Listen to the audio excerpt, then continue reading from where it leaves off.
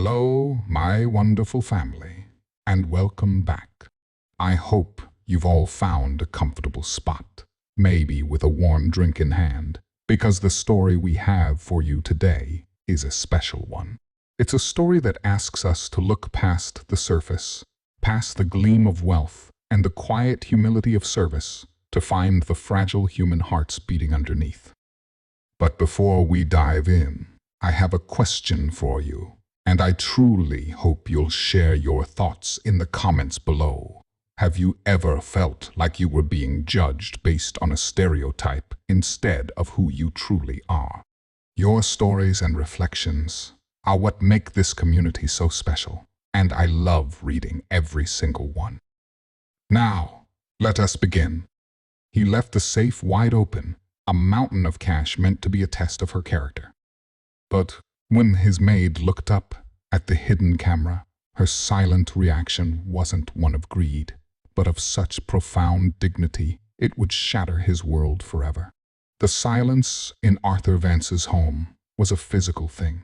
It was as solid and as cold as the marble floors that stretched through the cavernous foyer, as polished and impenetrable as the glass walls that overlooked a city that felt a universe away. The house wasn't a home. It was a mausoleum, a monument to a life meticulously curated to keep the world out. And Arthur, its sole living occupant, was both its warden and its prisoner. He stood in his study, a room paneled in dark, unforgiving mahogany. The air smelled of old leather and something else, something sterile, like a museum after hours. His desk, a vast expanse of polished wood, was clear save for a single silver-framed photograph. He picked it up, his thumb tracing the edge of the frame, his knuckles white. Photo showed a younger, smiling Arthur, his arm around a woman with eyes that sparkled with a light he hadn't seen in a decade. Before she'd vanished, taking with her not only his heart but a significant portion of his first fortune. The betrayal had been absolute, a surgical strike that had excised his ability to trust. He put the photo down with a sharp click. That was then. Now, he was insulated. His wealth was a fortress, his paranoia the sentry at the gate. He trusted no one. Not his board members, whose handshakes felt like they were measuring his wrist for a watch. Not his financial advisors, whose smiles never quite reached their eyes. And certainly not the staff who drifted through his home like ghosts, the gardeners, the chefs, the cleaners. They were all variables in an equation of risk. His gaze drifted to the new variable, Grace Holloway. She had been with him for 3 months. Unlike the others, who seemed to shrink in the vastness of the house, she moved with a quiet, unshakable purpose. She was efficient, unobtrusive, and possessed a stillness that he found both unnerving and, if he were honest, intriguing. She never spoke unless spoken to, her replies always polite, her eyes always direct. There was a dignity about her that felt out of place. It felt real. And to a man like Arthur, anything that felt real was immediately suspect. It had to be a performance, a long game. Everyone had a price. He had learned that lesson at the cost of his soul. Today, he would find hers. The decision had crystallized in his mind overnight, born from the bitter dregs of his insomnia. He would conduct an experiment, a simple, elegant test of integrity. He walked over to the far wall, where a painting of a grim-faced ancestor hid the steel door of his personal safe. With a few clicks, the heavy door swung open, revealing the neatly stacked bricks of cash, the velvet trays of watches whose ticking sounded like tiny, metallic heartbeats, and the glittering tangle of his late mother's jewelry. It was a vulgar display of wealth, enough to change a life 10 times over. He left it all, just like that, wide open. He moved to his desk, activated the small, hidden camera he'd had installed years ago, and watched the live feed on his tablet. The study door was empty. For now. He then walked out, leaving his own door slightly ajar, and went to the conservatory at the other end of the house, the tablet clutched in his hand like a holy text from which he expected a dark revelation. Miles away, summed with lice, the air here smelled of toast and cinnamon, and the sound of her younger sister, Maya, chattering about a school project filled the space with a warmth that no amount of money could buy. "Grace, do you think Mr. Vance would like a painting of a sunflower?" Maya asked, holding up a piece of paper smeared with brilliant, hopeful yellow. Maya was 16, a whirlwind of artistic ambition and teenage angst, and Grace was her anchor, her protector, her everything. Grace smiled, her face softening in a way no one at the Vance mansion ever saw. "It's beautiful, sweetie. But I don't think Mr. Vance is much of a sunflower person. He's more of a Venus flytrap person," she thought, but she would never say that aloud. "Is he still scary?" Maya asked, her voice dropping. "He's not scary," Grace corrected gently. "He's quiet, and he values his privacy." It was the most diplomatic way she could describe the profound, almost tragic loneliness that emanated from her employer. She'd worked for wealthy people before, but Arthur Vance was different. He wasn't just rich, he was entombed in his riches. Their parents had passed away 5 years ago, leaving Grace, at 20, to become the head of the household. She had abandoned her own dreams of culinary school to take on a series of cleaning and housekeeping jobs, each one a stepping stone to keep them afloat, to ensure Maya could finish high school and go to college, to give her sister the future they both deserved. Integrity wasn't just a principle for Grace, it was a survival mechanism. It was the one thing she owned outright, the one thing no one could take from her. Her father, a proud man who had lost his job and his spirit after being falsely accused of stealing from his company, had taught her that. "Your name is all you have in this world, Gracie," he used to say. "Don't ever let anyone put a stain on it." She kissed Maya's forehead. "I have to go. Don't forget to text me when you get home from school. And please, do the dishes." I will," Maya said, already lost in her painting again. The bus ride to the Vance estate was like a journey to another planet. She watched her vibrant, crowded neighborhood give way to tree-lined streets, then to manicured lawns, and finally to the imposing gates of the mansion. As she walked up the long, winding driveway, she straightened her uniform and her shoulders. She was Grace Holloway. She was here to do a job. She would do it perfectly, with her head held high, and then she would go home to the life that mattered.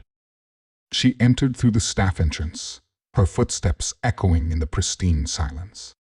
She went about her duties with methodical grace, dusting surfaces that were already clean, polishing silver that already gleamed. The house was a testament to a life lived without touch, without mess, without joy. Finally, she reached the study. It was the last room on her list. As always, she knocked softly on the heavy door, though she knew he was never there at this time. Hearing no reply, she entered. And then she saw it. It wasn't just ajar. The heavy steel door of the safe was swung wide open, a gaping wound in the wall. Her breath caught in her throat. Her first thought wasn't of the money, though she saw it instantly, the neat stacks of $100 bills, more than she could earn in a lifetime. Her gaze snagged on the jewelry, the diamonds winking in the low light like cruel, mocking eyes. Her first thought was, it's a trap. A cold dread washed over her, so potent it made her feel sick. This wasn't an accident. Mr. Vance was not a forgetful man. He was meticulous, precise, paranoid. This was a test. A vulgar, insulting, soul-crushing test. He had looked at her quiet efficiency, at her black skin, at her simple uniform, and he had seen a potential thief. All her hard work, all her quiet dignity, it meant nothing. In his eyes, she was just one temptation away from being a criminal. Her heart, which had been beating with the steady rhythm of duty, now hammered with a painful mix of fury and hurt. Tears pricked at the back of her eyes, but she refused to let them fall. She would not give him that. From his conservatory, Arthur leaned forward, his eyes glued to the tablet. He saw her freeze. He saw her eyes fix on the open safe. This was the moment. The telltale glance around the room. The quick, nervous step forward. He held his breath, a bitter taste of vindication on his tongue. Here it comes, he thought. Show me who you really are. On the screen of the tablet, Grace stood as still as the marble statues in the hallway. Arthur leaned closer, his knuckles white where he gripped the device. He watched her chest rise and fall in a single, deep breath. He saw her eyes, even on the small screen, and they weren't wide with avarice. They were narrowed, analytical. They swept the room, not for escape routes, but for vantage points. The cornices, the top of the bookshelf, the ornate frame of the painting opposite the desk. It was a chillingly familiar process. It was the scan of someone who knew, with absolute certainty, that they were being watched. The bitter taste of vindication in Arthur's mouth turned to ash. This wasn't the furtive panic of a petty thief. This was the cold appraisal of a soldier on a battlefield she didn't choose. For a full minute, she did nothing but stand there, letting the silence and the insult soak into her. The air in the study, which she had just entered, felt thick and heavy, charged with the ugly current of his suspicion. She could feel his judgment, like a physical weight on her shoulders. She imagined him somewhere in this vast, cold house, his eyes glued to a screen, waiting for her to fail, to stoop, to prove his darkest assumptions right. Let him watch, she thought, a shard of ice forming in her gut. Then she moved. Her steps were not hesitant or furtive. They were deliberate, measured, each one landing on the antique Persian rug with a soft, final thud. She walked directly to the open safe. She didn't spare a single glance for the contents within the shimmering diamonds, the winking rubies, the stacks of cash that could solve every one of her worldly problems. To look would be to entertain the premise of the test, to assign value to the bait. She refused. Her focus was on the object itself, the heavy, obscene steel door left agape like a sneer.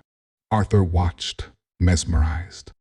His heart, a sluggish and reliable organ, had begun to beat with a strange, frantic rhythm.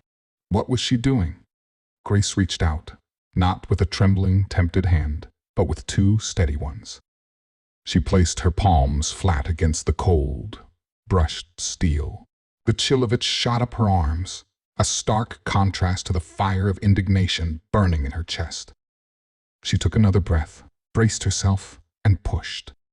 The door was heavy, engineered to resist. For a moment, it didn't move. She gritted her teeth, put her shoulder into it, and pushed again, a small, sharp grunt of effort escaping her lips. The sound was swallowed by the oppressive silence of the room. Slowly, groaning on its powerful hinges, the door began to swing inward. Thud! The initial contact was dull, final. Click! The locking mechanism engaged with a sound that was sharp, precise, and catastrophically loud in the silent room. It echoed off the mahogany walls and the glass-fronted bookcases. It was the sound of a vault being sealed, the sound of a final judgment being passed. But the judgment wasn't on her. The sound was an indictment, and it was aimed directly at him. Arthur flinched in his wicker chair in the conservatory, as if the sound had traveled through the house and struck him. He stared at the screen, at the image of this woman standing before the now sealed safe. She hadn't stolen his wealth. She had rebuked it. She had looked upon a king's ransom, and, with a single powerful shove, had declared it, and him, beneath her. Grace stepped back. She brushed her hands together, a simple, symbolic gesture of wiping them clean. Her gaze fell upon the desk. Arthur's desk. The seat of his power. Place where he signed the checks that paid for her time, but not, she now vowed, for her soul. She walked towards it. Again, Arthur held his breath. The pen set, the silver letter opener, the tablet he had foolishly left charging by the side. She touched none of it. Instead, she reached into the pocket of her simple gray uniform apron and pulled out a small, dog-eared notepad, the kind one could buy for $1, and a simple ballpoint pen. Her own. She uncapped the pen with a small click. She tore out a single sheet of paper, the sound of the perforation ripping, seeming impossibly violent. She leaned over the vast, polished surface of the desk, a stark figure of quiet dignity against the backdrop of his immense wealth, and she wrote. It took her less than 10 seconds. Her handwriting was neat, clear, and devoid of flourish. She didn't hesitate or cross anything out. She knew exactly what she wanted to say. When she was finished, she folded the note once, a crisp, sharp crease down the middle. She walked around the desk and placed the small piece of paper directly in the center of his leather blotter. It was a tiny island of stark white in a sea of dark, expensive wood, an undeniable, unmissable statement. Then, the final, crushing act. She picked up her dust cloth, which she had set down upon entering, and she began to clean. She moved through the room with a renewed, almost chilling efficiency. She dusted the shelves. She polished the silver frame of the photograph he'd been holding earlier, her face a mask of professional indifference. She moved with the stiff, formal grace of someone performing a duty that was now utterly devoid of meaning. She was no longer a person in his home. She was a function, a ghost, her spirit having already packed its bags. She was demonstrating, in the most painful way possible, that he had broken the unspoken contract of respect that allows one human being to serve another with dignity. When she was done, she walked out of the study, closing the door softly behind her. She didn't look back. Arthur sat frozen in the conservatory, the tablet screen now showing an empty, silent room. The silence it displayed was a liar. The room was not empty. It was full of her judgment, her dignity, her righteous fury. It was full of his shame. He felt a hot flush creep up his neck. Shame. It was a foreign, deeply unpleasant sensation.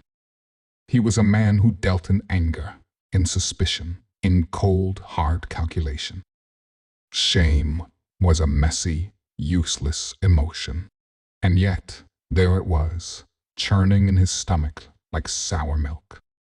He had staged a morality play, expecting a villain, and instead, a hero had shown up and rewritten the entire script, casting him as the fool.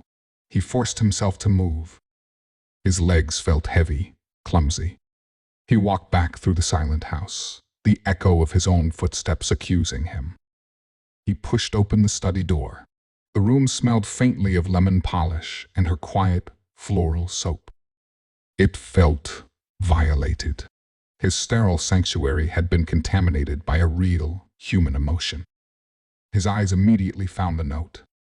It was exactly as he'd seen it on the screen, small, white, and perfectly centered. It looked like a summons. He circled the desk, his heart thudding a slow, heavy rhythm against his ribs. He felt a strange reluctance to touch it, as if it might burn him.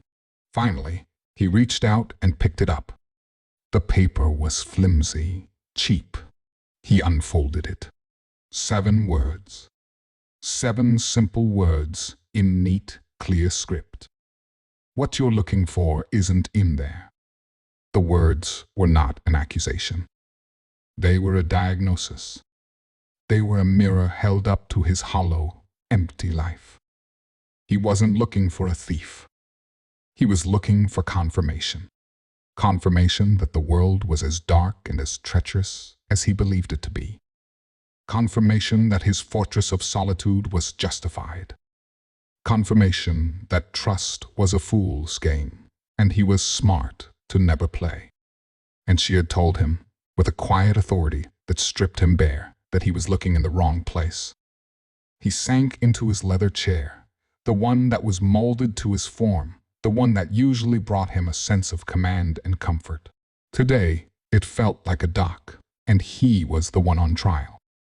He stared at the note, then at the wall where the safe was hidden, now an invisible tomb of his own making. He had expected a reaction. He had craved one. Anger, tears, pleading, theft. He was prepared for all of it. He was not prepared for this. He was not prepared for a silence that screamed. He was not prepared for a dignity that humbled him. He opened his mouth to say something, to curse, to call his security chief, to do something. But no sound came out. The millionaire, the titan of industry, the man whose words could move markets and build empires, was left utterly and completely speechless. The test hadn't just failed. It had backfired in the most spectacular, soul-shattering way imaginable. The following morning, the silence in the mansion was different. It was no longer the empty, sterile silence of solitude. It was a thick, charged silence, heavy with the things that had been done and said without a single word being spoken aloud. It was the silence of a battlefield, after the fighting has stopped, littered with the invisible wreckage of pride and prejudice. Arthur hadn't slept.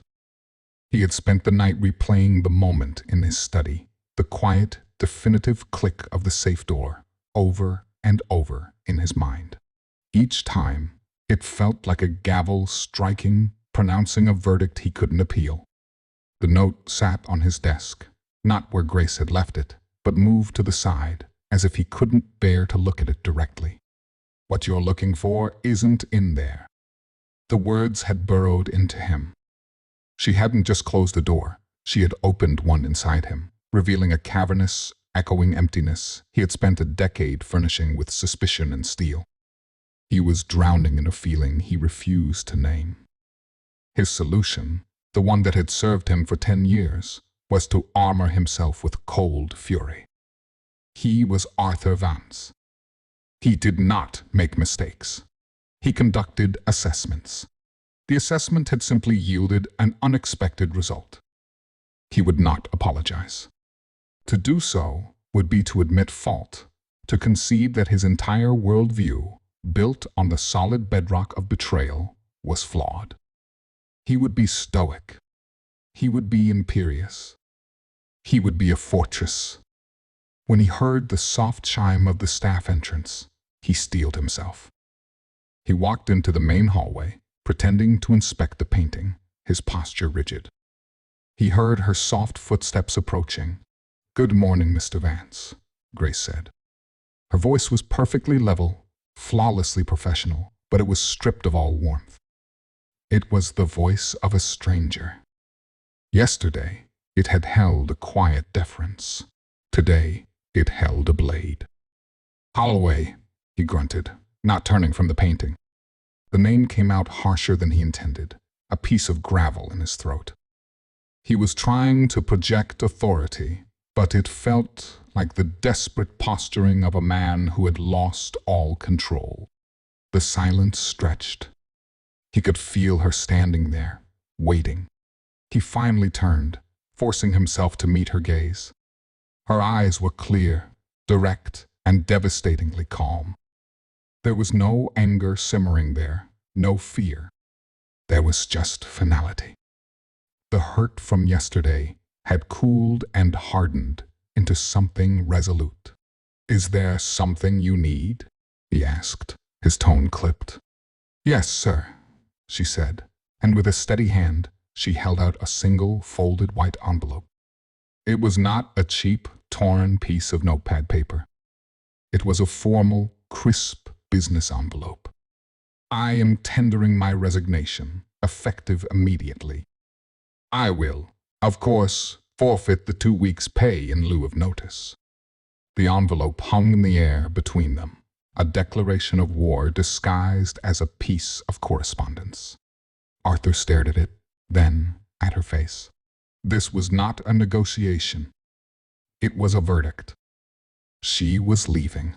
She was walking away, taking her confounding, infuriating dignity with her and leaving him alone with the rubble of his test. A sudden hot spike of panic, masquerading as anger, shot through him. He couldn't let her leave. Not like this.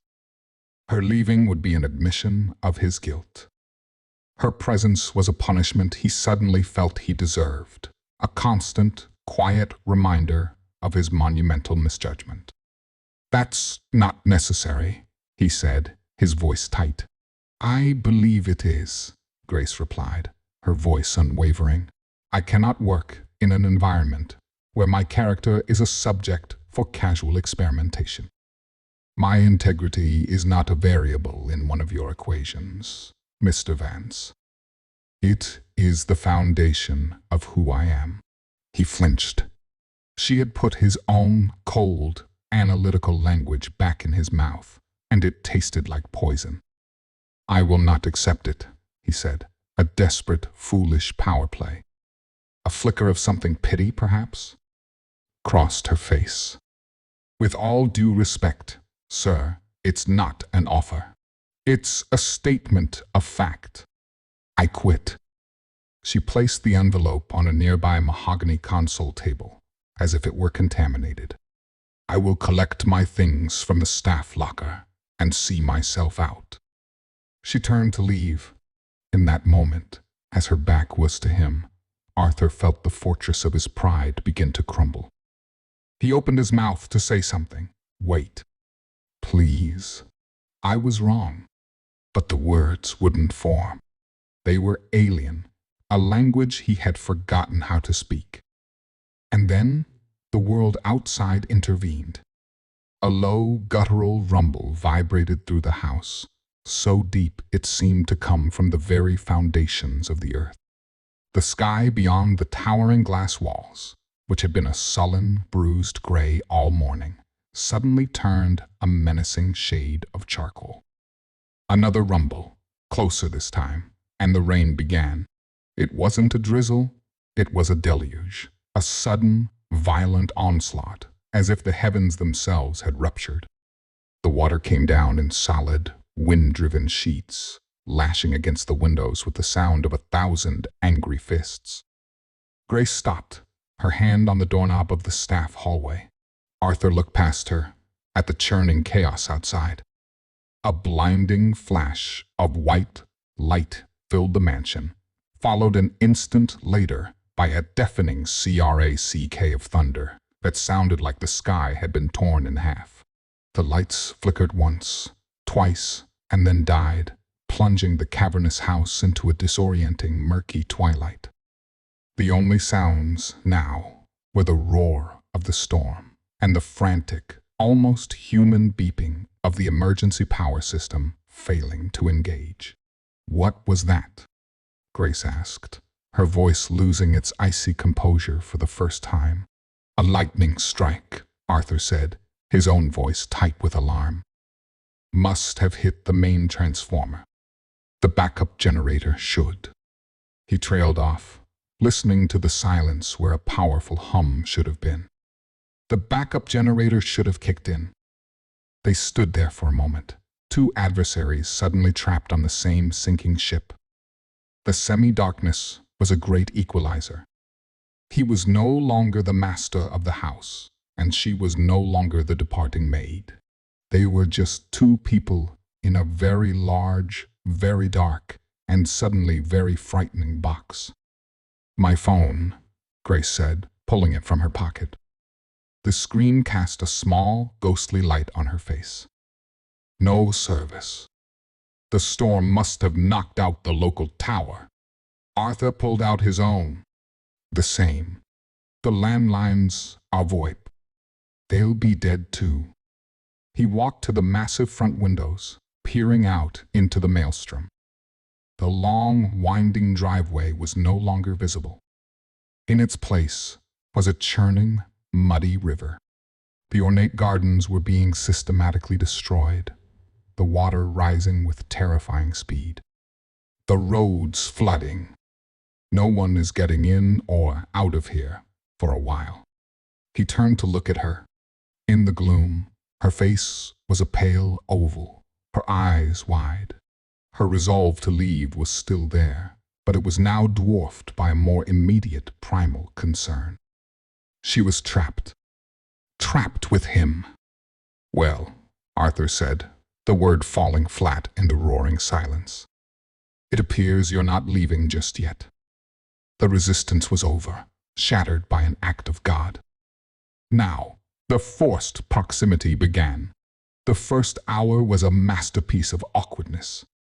They moved through the darkened mansion like wary ghosts, their footsteps echoing in the unnatural quiet. Arthur, a man used to having things done for him with silent efficiency, found himself distressingly incompetent. He fumbled in kitchen drawers, looking for a flashlight, knocking over a rack of utensils with a clatter that made them both jump. "In the pantry," Grace said, her voice soft but sure. "On the top shelf, to the left. There are also candles and matches." He stopped, momentarily stunned. Of course, she knew. She knew the geography of his life better than he did. He was a stranger in his own home. He followed her direction and returned with an armful of thick, unscented candles. Soon, they had cast small, flickering pools of light in the vast kitchen, a room Arthur had not set foot in for years. The warm, dancing light softened the hard, modern edges of the steel and granite, making the space feel almost intimate. It was a horrifying thought. "Are you hungry?" Grace asked. It was a practical question, born of years of looking after her sister, but it hung in the air with the weight of an olive branch. I don't know," Arthur stammered, realizing he hadn't eaten. Without another word, she began to move around the kitchen with a quiet, practiced ease. She knew where everything was. She pulled out a block of cheese, a loaf of artisan bread, a jar of sun-dried tomatoes. Her movements were efficient, graceful, and utterly captivating. He found himself just watching her, this woman who, an hour ago, had been the object of his cynical contempt. In the flickering candlelight, stripped of their formal roles, she was no longer Holloway, the maid. She was Grace, a woman of profound competence and a strange, calming stillness. She placed a plate with 2 sandwiches on the huge central island. They ate in silence for a long time, the only sounds, the relentless drumming of the rain and the soft crunch of the bread. The silence was different now, too. It was less of an absence and more of a presence, a space for thought. "Why?" Grace asked, her voice so quiet he almost didn't hear it over the storm. Arthur froze, the sandwich halfway to his mouth. "Why what?" he asked, though he knew exactly what she meant. "The safe," she said, her eyes fixed on the flickering candle flame between them. "I need to understand why you would do that." Here it was, the question he had been dreading and, perhaps, secretly hoping for. His first instinct was to deflect, to lie, to say it was an accident. But looking at her face, her earnest, searching expression, He knew a lie would be the final, unforgivable insult. The storm had stripped them of pretense. The darkness demanded a different kind of currency. He set his sandwich down. "It wasn't about you," he began, the words feeling rusty and ill-fitting. "Not specifically." He took a deep breath, the air thick with the smell of wax and rain. "It was a confirmation bias experiment, I suppose. I expected a certain outcome because it's the only outcome I've ever known." He looked away from her, his gaze finding the rain-streaked darkness of the window. And he began to talk. He told her about a woman named Isabel. He spoke of her not as a thief, but as she was at first, brilliant, ambitious, with a laugh that could light up a room. He described their partnership, how they had built his first company from nothing, their desks pushed together in a cramped office, fueled by cheap coffee and a shared dream. He told her how he had fallen in love with her, how he had asked her to marry him, how he had given her everything, his trust, his future, access to every account. "We were a week away from the wedding," he said, his voice a low monotone, devoid of the emotion he was so desperately holding back. "I came into the office one morning, and she was gone. Her desk was clear. A note on my chair said, 'Business is business.' I checked the accounts. She'd liquidated everything she could touch. Over $7 million. She'd set it up over months, a meticulous, brilliant, brutal plan. She vanished. No one ever found her." He fell silent. The story hung in the air, heavy and ugly. He had never told anyone the whole of it. Not his lawyers, not his therapists. He had buried it, encased it in the cynical armor he wore every day. "She didn't just take the money," he finally whispered, the words raw, torn from a place he kept locked away. "She took my belief in the fundamental goodness of people. She proved to me that everyone has a price, that trust is a liability. So I built this house. I built these walls. I designed a life where no one could ever get close enough to do that to me again. The test was just me, trying to prove to myself that I was right to be this way. That I wasn't crazy. I was just realistic." He finally dared to look at her. Grace was watching him, her face unreadable in the flickering light. There was no pity in her eyes, but there was a deep, startling empathy. The blade was gone. In its place was a profound, sorrowful understanding. She was quiet for a long time, the storm raging outside filling the silence. Then she spoke, her voice soft but firm, as if she were sharing a painful heirloom of her own. "When I was 14, she began, "my father was a supervisor at a textile warehouse. He'd worked there for 20 years. He loved his job. He knew every employee by name, knew their kids, knew their troubles. He was a good man, a proud man." She paused, taking a sip of water. "One day, an inventory check came up short. A whole pallet of expensive silks had gone missing. An investigation was launched. My father was the prime suspect. He had the keys. He had the access. Someone, a disgruntled employee he had to fire a month earlier, told the managers that my dad had been complaining about money." Arthur listened, his own story fading into the background, replaced by hers. "He swore he was innocent," Grace continued, her gaze distant, lost in the memory. "He begged them to believe him. But they didn't. They saw a man who fit a profile, a man with opportunity and a supposed motive. They fired him. They didn't press charges, they said, out of respect for his years of service. But the damage was done. The accusation followed him. He couldn't find another job. The shame of it, it ate him alive. He told me, over and over, 'Your name is all you have, Gracie.' Don't ever let anyone put a stain on it. He passed away a few years later. My mother always said it was from a broken heart. She looked directly at Arthur now, and for the first time, he saw the source of her incredible strength, the deep, historical root of her reaction. A year after he died, she said, her voice trembling slightly, they found the silks. The employee who had accused him had stolen them, bit by bit, over months. He'd hidden them in his cousin's garage. The company sent my mother a letter of apology and a check for a few $1,000s. She gave a short, bitter laugh, as if that could fix it.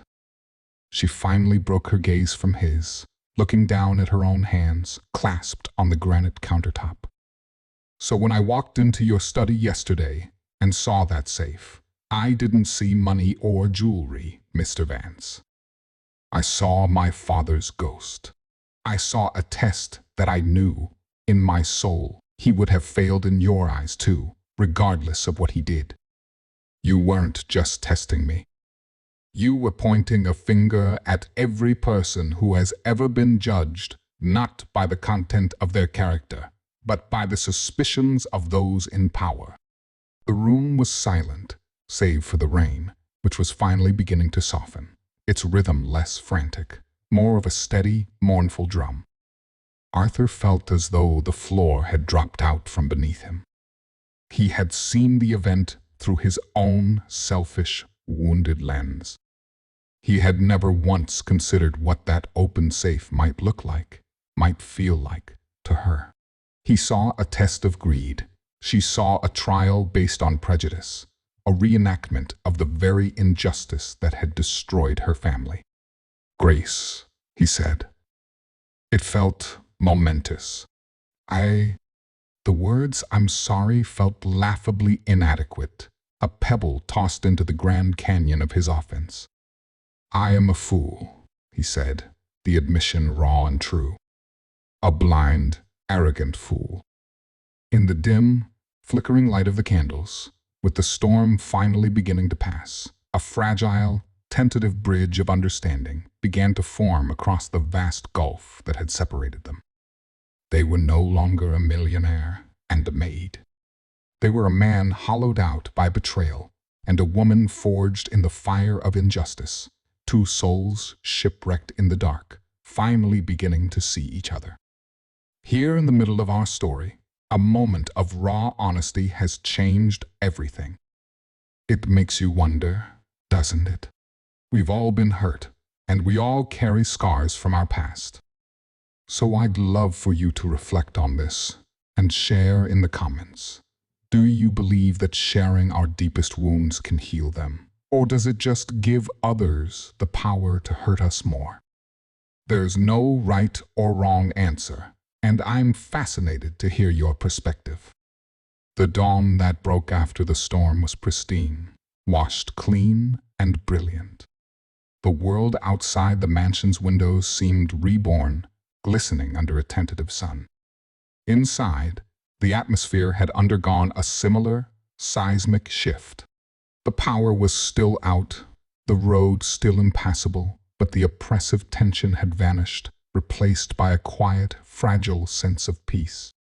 The candlelight confessions of the night before had acted as a solvent, dissolving the rigid roles that had defined them.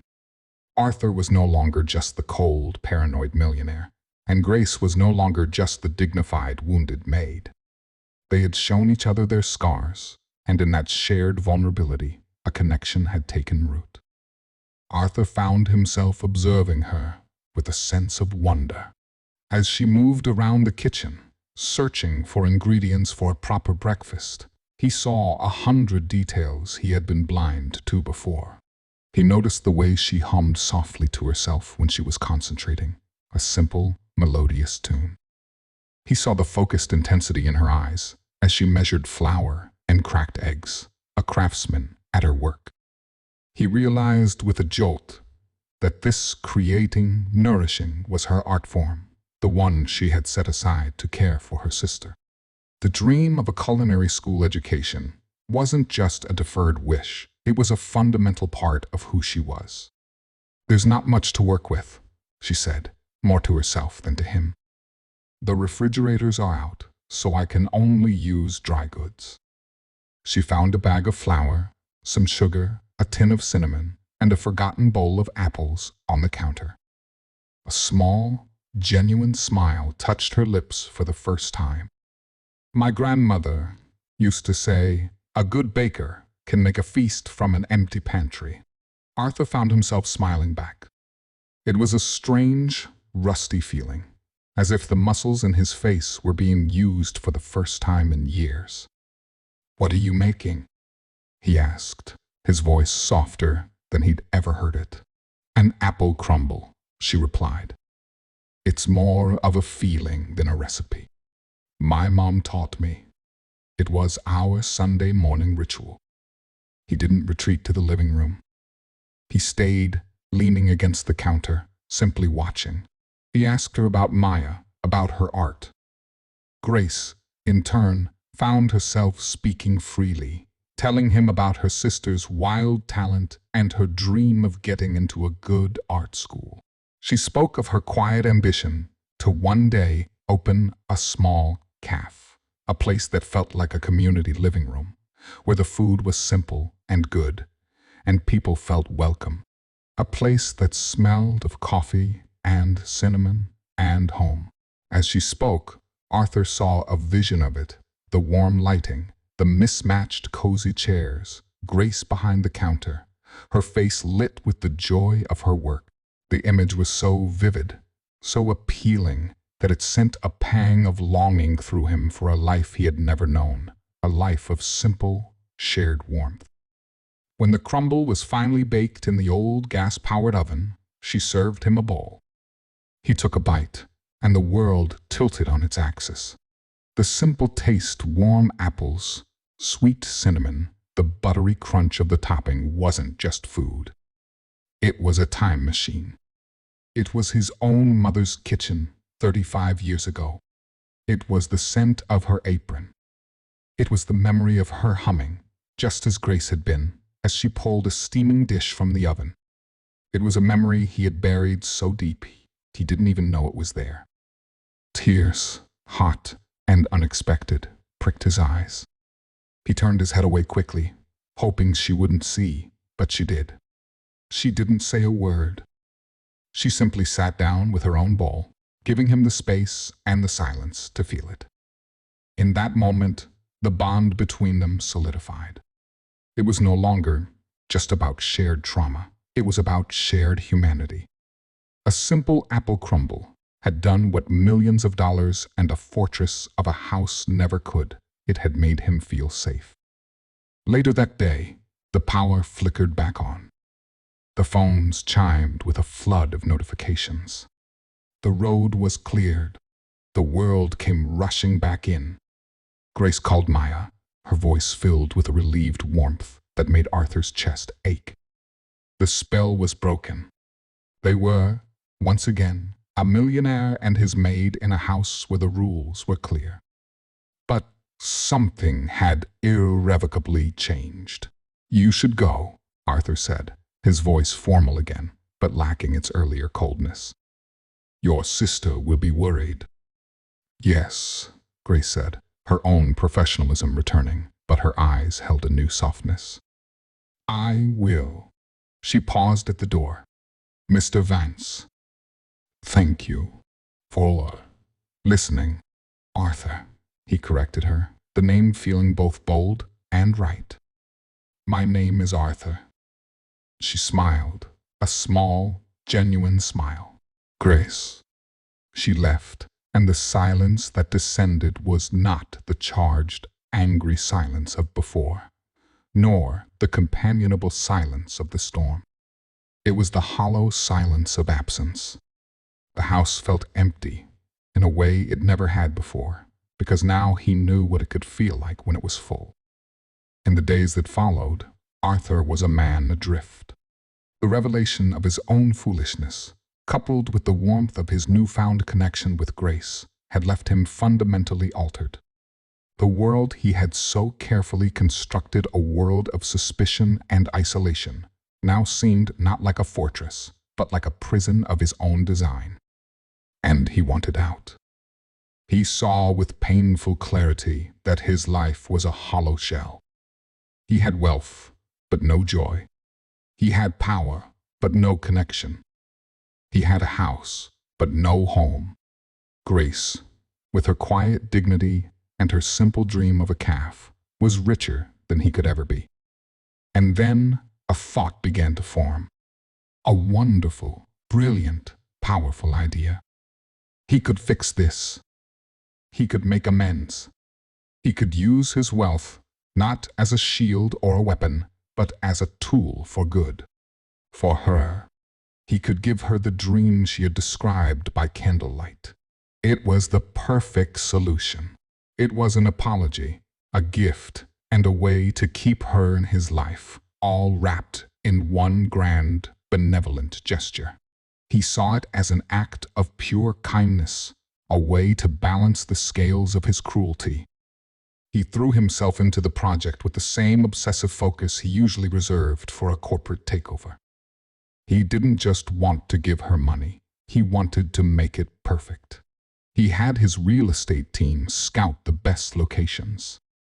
He had his financial advisors draw up the paperwork for a grant, a no-strings-attached fund that would cover the lease, the renovations, the equipment, everything. He spent a week orchestrating it, his excitement growing with each passing day. He imagined the look on her face, the surprise, the joy, the gratitude. It would be the moment his redemption began. He felt, being incredibly thoughtful. He didn't realize he was making the exact same mistake all over again, just on a grander scale. He was still thinking in terms of transactions. He called her. "Grace, can you come to the house? There's something I'd like to discuss with you." His voice was warm, eager. Grace, for her part, had been in a state of confused hope. The tension was gone from her job. Arthur, she was still getting used to calling him that in her head, was different. He was kinder, more thoughtful. He asked about her day. He listened. The fragile peace they had forged in the storm seemed to be holding. She agreed to come, a cautious optimism blooming in her chest. Perhaps they could truly move forward. She arrived at the mansion, and he led her not to the kitchen, but to the grand, formal study. The room where it had all happened. The note was gone from his desk.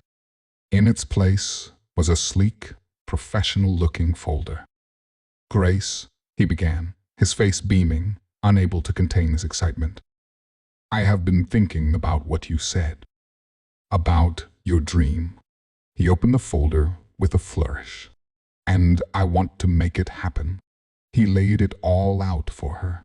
Prime location he had found in a lovely, bustling neighborhood. The business license applications already filled out. The top-of-the-line espresso machine he had already ordered. And finally, the centerpiece of his grand gesture, a cashier's check made out to her name. The amount was staggering. It was enough to fund the calf for 5 years without her ever having to worry about a single bill. He looked at her, his eyes shining with pride and expectation, waiting for her to be overwhelmed with joy. But Grace wasn't looking at the papers. She was staring at the check. Her face, which had been open and hopeful, slowly began to close. The warmth in her eyes cooled, then frosted over. A look of profound, devastating disappointment washed over her features, so painful that Arthur physically recoiled. "What is this?" she asked, her voice barely a whisper. "It's your calf," he said, his smile faltering. "It's everything you need. It's my apology. I wanted to..." "To what?" She cut him off, her voice trembling now, not with gratitude, but with a fury born of deep, profound hurt. "To buy my forgiveness? To write a check and wipe the slate clean? No, that's not..." Isn't it? She said, her voice rising. She stood up, her hands clenched into fists at her sides. This isn't a gift, Arthur. This is a transaction. This is the same thing as the safe, just with a prettier bow on it. You're still using your money to fix things, to control things, to put me back in my place. My place? He stammered, utterly bewildered. I'm trying to give you your dream. No, you are trying to buy my dream.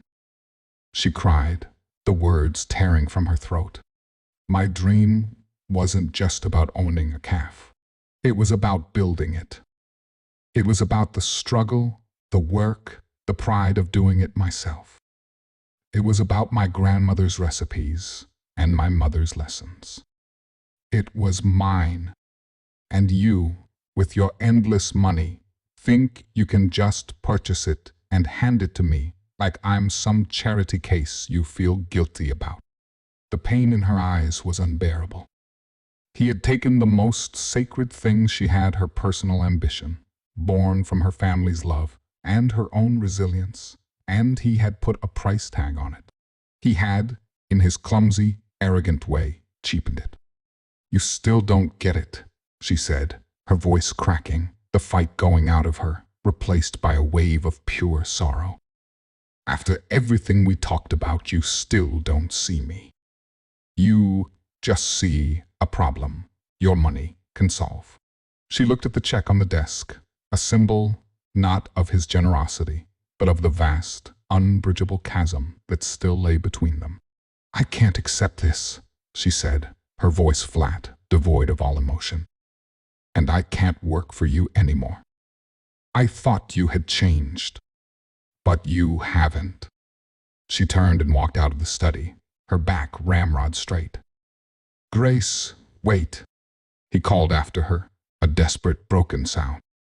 But she didn't stop. She didn't look back. He heard the front door open and then close with a soft, final click that was 1,000 times more devastating than the slam of the safe. Arthur stood alone in his silent, opulent study, surrounded by the architecture of his grand, failed gesture. The check on the desk seemed to mock him. He hadn't built her a dream. He had shattered one. The fragile, beautiful bond they had built in the darkness of the storm had been brought out into the light, and he, with his own blind, foolish hands, had broken it. This was his shatter point. And in the crushing silence of the empty mansion, he realized he was more alone now than he had ever been before. The silence that followed Grace's departure was a living entity. It pressed in on Arthur from all sides, heavier and more suffocating than the granite walls of his mansion. He stood in the study for what felt like hours, the cashier's check lying on the desk like a tombstone for a future that had just died. Her words echoed in the cavernous room, each one a perfectly aimed blow against the fragile scaffolding of his new self. You still don't see me. You just see a problem your money can solve. He sank into his chair, the plush leather offering no comfort. For the first time, the full, crushing weight of his failure was not just an intellectual concept, but a physical agony. He had not just made a mistake, he had revealed a fundamental flaw in his character. He thought he had evolved beyond the man who set the test with the safe, but he had merely found a more benevolent-seeming way to exert the same control. He had tried to use his money as a shortcut to redemption, a tool to bypass the messy, difficult work of actually earning trust and respect. He had offered a solution when what she had needed was a partner. The check was an ending. It was his attempt to close the book on his guilt. But Grace had refused his ending. She had left the story open, forcing him to live in the uncomfortable, painful space of his own making. For 2 days, he did nothing. He wandered the silent, echoing halls of his home, a ghost haunting the museum of his own life. The house, which he had once seen as a symbol of his success and security, now felt like a gilded cage, a monument to his emotional poverty. Every polished surface reflected a man he no longer wanted to be. He caught sight of himself in a hallway mirror, a haggard, lonely figure, and for the first time in a decade, he felt a profound, searing self-pity, immediately followed by a wave of self-disgust. On the third day, something inside him shifted. The paralysis of his shame began to recede, replaced by a single, quiet, and terrifying question. What now? Was he going to retreat back into the bitter, cynical fortress he had inhabited for 10 years? Or was he going to make a different choice? He walked back into his study, the room of his greatest failures, and looked at the offending folder. The check was an insult. The pre-filled applications were an assumption. The location scouting was an intrusion. He had taken her dream and tried to colonize it with his resource. He picked up the check and, with a decisive tear, ripped it in half, then in quarters, and let the pieces fall into the wastebasket. It was a symbolic act, but a necessary one. He then took the rest of the folder and fed it, sheet by sheet, into the shredder. The noise was violent and cathartic. He was destroying his old way of doing things. He was destroying the easy answer. Now, he had to find the right one. He spent the next 2 weeks not trying to contact Grace. He knew he had lost that right, but working on himself. He put away the tools of a billionaire and tried to learn the tools of a human being.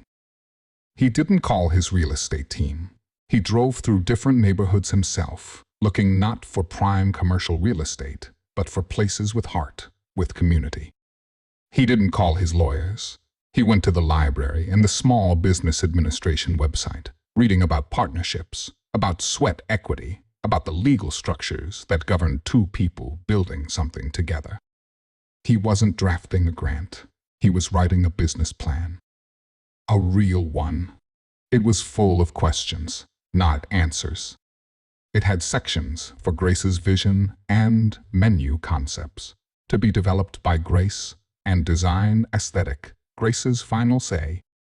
He wasn't the benefactor. He was positioning himself as what he wanted to be, an investor, a silent partner, someone who could provide the capital, but who understood that the true value, the heart, the soul, the taste of the apple crumble was all hers. The final document was not a sleek corporate proposal.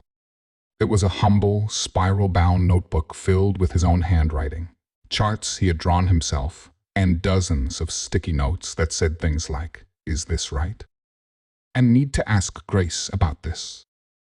It was the work of a man who was finally, painfully, learning to listen.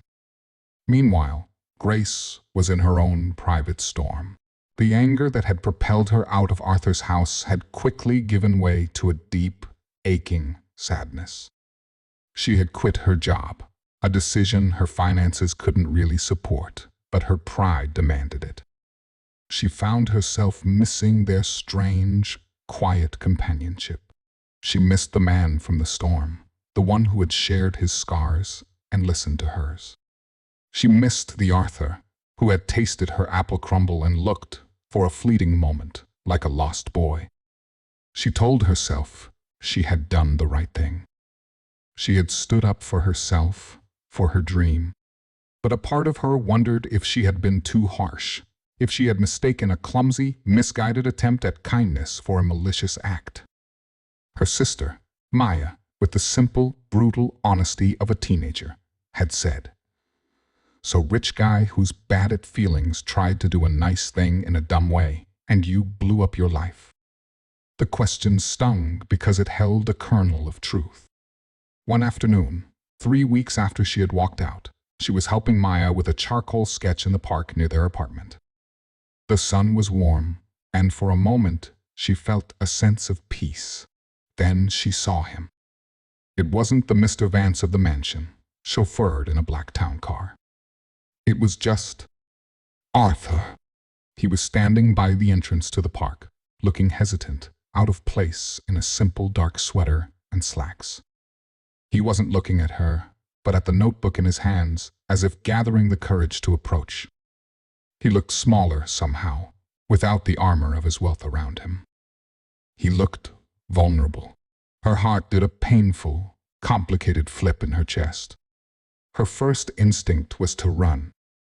Her second was to stand her ground. She chose the second. He finally saw her and began to walk over, his steps slow, deliberate. He didn't come with a folder or a check or any of the trappings of his power. He came with a cheap, spiral-bound notebook. He stopped a respectful distance away. "Grace," he said, his voice quiet, devoid of its usual booming authority. "I know I have no right to be here, but I had to try. I need to apologize." Grace waited, her arms crossed, her expression guarded. "You were right," he said, meeting her eyes directly. There was no deflection, no justification. Everything you said was right. I was arrogant. I was transactional. I didn't see you. I saw a project. And I am so sorry for the insult. It was unforgivable, but I'm asking you to forgive me anyway." He held out the notebook. "This isn't a gift. It's not a solution. It's a question. It's a draft of a business plan for a partnership. A real one, where you are the majority owner, the creative director, the heart of the entire enterprise. I would be a silent investor who provides the capital. Nothing more. You would have full control. Final say on everything. My name wouldn't even be on the door." Grace stared at the notebook, then back at his face. She saw the exhaustion in his eyes, but she also saw a new, hard-won humility. She saw a man who had done the work. "Why?" she asked, the single word holding all of her doubt and cautious hope. "Why do this?" Arthur took a deep breath. "Because you were right about something else, too. What I was looking for wasn't in the safe. And it isn't in my bank accounts, either. I think what I'm looking for is the kind of warmth that you create just by being in a room. The kind of goodness I thought didn't exist anymore. I don't want to buy your dream, Grace. I want to invest in it. Because I've finally realized that investing in something good, something real, that's the only way to heal a life built on something broken." The raw honesty of his confession disarmed her completely. The last of her anger dissolved, replaced by a wave of profound, startling emotion. This was the man from the storm. He had found his way back. She slowly reached out and took the notebook from his hand. Their fingers brushed, and a jolt of simple human connection passed between them. She opened it, flipping through the pages of his clumsy charts and earnest, questioning notes. She saw the space he had left for her, the respect he had finally learned to show. A slow smile spread across her face, and it was like the sun coming out after a long rain. "The margins on the coffee are a little optimistic," she said, her voice teasing, light. "And you forgot to account for the price of real vanilla." Relief washed over Arthur's face so intensely, he seemed to sway on his feet. A laugh, a real, genuine laugh, escaped him. "Is that yes?" "It's a maybe," she said, her eyes sparkling. "It's... go over this business plan together, partner." 6 months later, the Crumble and Bean opened its doors. It was everything Grace had dreamed of. The walls were a warm, sunny yellow. The furniture was a collection of mismatched, comfortable armchairs. The air was thick with the scent of freshly ground coffee, cinnamon, and baking apples. It was a haven of warmth and community. Grace was in her element, her face flushed with happiness as she moved between the counter and the tables, greeting customers by name. Maya's vibrant sunflower paintings decorated the walls, a splash of joy in every corner. Arthur was there, sitting in a quiet corner by the window. He wasn't a looming presence. He was just a customer, another face in the crowd. But his eyes followed Grace, and they were filled with a quiet, profound pride and an emotion he was no longer afraid to name. Grace brought him a cup of coffee and a small bowl of apple crumble on the house.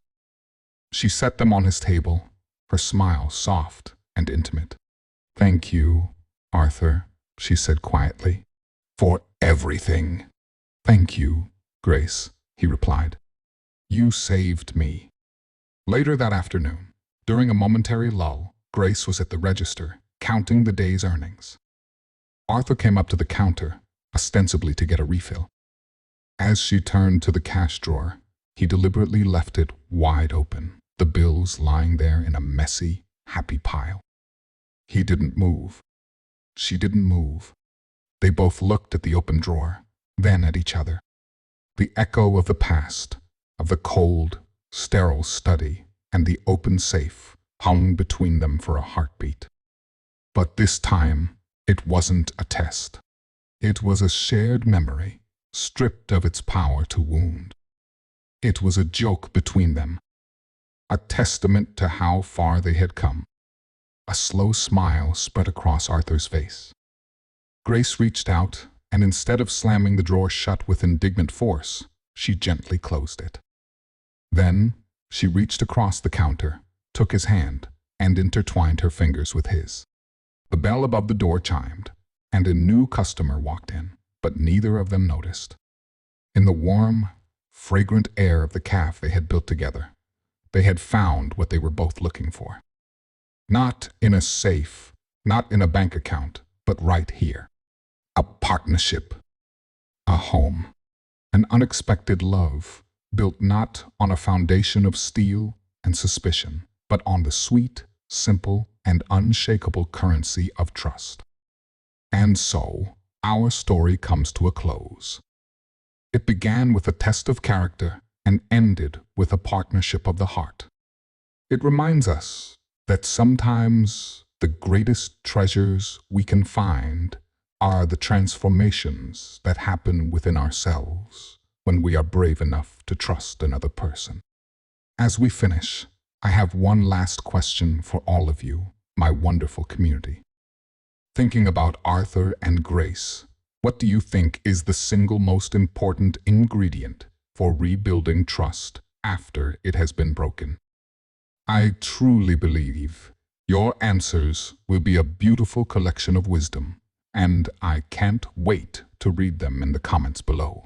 Thank you for sharing this journey with me. Until next time,